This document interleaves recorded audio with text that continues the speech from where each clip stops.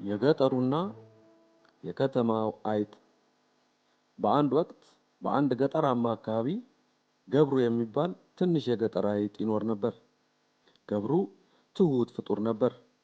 ቡናማ ፀጉር፣ ንጹህ አይኖችና ለስላሳ አፈርና ደረቅ የገጠር ቅጠሎች መርገጥ የለመዱ ትናንሽ እግሮች ነበሩት።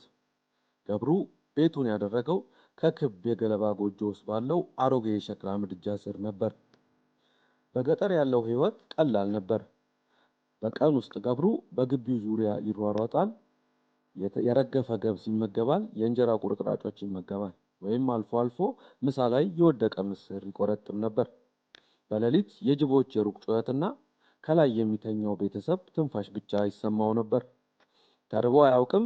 ምግቡ ቀላልና ተራ ቢሆንም ሁል ጊዜ በሰላምና በዝምታ ከሌሎች ተካፍሎ ይበላ ነበር። አንድ ፀሐያማ ከሰዓት በኋላ ያልተለመደ ነገር ተከሰተ።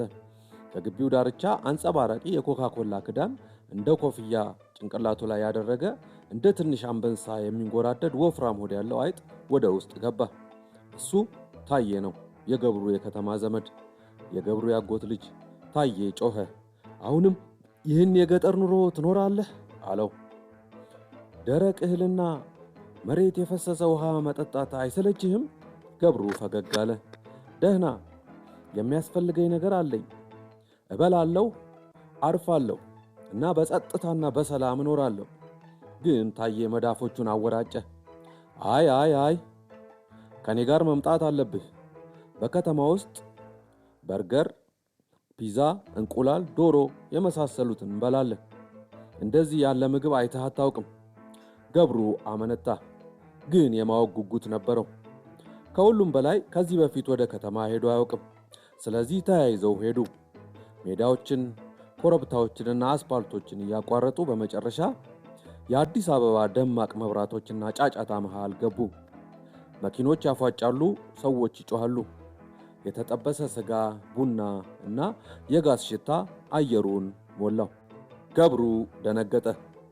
ታዬ ጠባብ ጎዳናዎችን እየመራ ከትልቅ ሆቴል ጀርባ ወሰደው።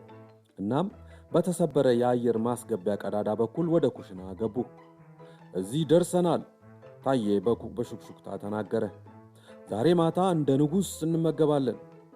ወለሉ ላይ የዶሮ ስጋ ቁርጥራጭ፣ ፒዛ፣ ዳቦ እና ኬኮች ይታይ ነበር።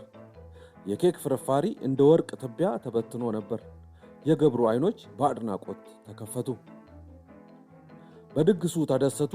ምግቡን ሁሉ ጨረጋገዱት። ግሩም ጣዕም እያሉ ተደሰቱ። ግን ከዚያ ነገሮች ተለወጡ። የኩሽናው በር በድንገት ተከፈተ።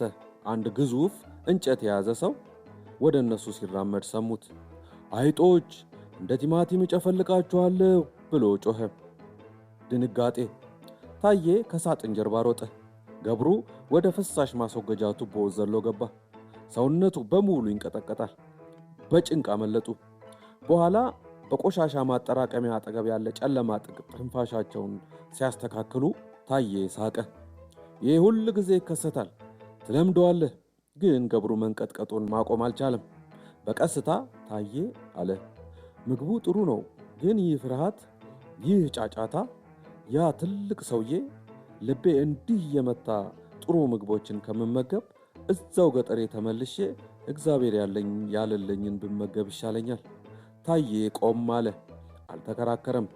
በማግስቱ ማለዳ ፀሐይ ሙሉ በሙሉ ከመውጣቷ በፊት ገብሩ ዘመዱን አመስግኖ ወደ ቤቱ ረጅም ጉዞ አደረገ። ሲደርስ አየሩ ንጹህ ነበር። ጎጆው ዋንዛ ዛፍ ጥላ ስር በጸጥታ ቆሞ ነበር። ነፋሱ የበቆሎ ቅጠሎችን ያወዛውዛል። ገብሩ ከምድጃው ስር ተቀመጠ። አንድ የገብስ ንክሻ ነከሰና እሱን እያኘከ በጀርባው ተንጋለለ። ልቡ የተረጋጋና ደስተኛ ነበር። ዓለም በሙሉ ጸጥ ያለ ነበር። ኬክ አያስፈልገኝም አለ። በሹክሹክታ ተናገረ። ሰላም ነው የሚያስፈልገኝ፣ ሰላም ነው የሚያስፈልገኝ። ተፈጸመ። የታሪኩ ትምህርት፣ በፍርሃትና በሀብት ከመኖር ይልቅ በሰላም ያለውን አመስግኖ ተቀብሎ መኖር ይሻላል። ከእየሰጉ ጮማ ጎመን በጤና። ተረት ከቡቡ ጋር። እንኳን ወደ ተወዳጁ የስቶሪ ቴሊንግ ቻናል በደህና መጡ። ልጆች ከሚሆኑ አስማታዊ ታሪኮች ጀምሮ እስከ ለአዋቂዎችም የማይረሱ ታሪኮችን ይዘናል።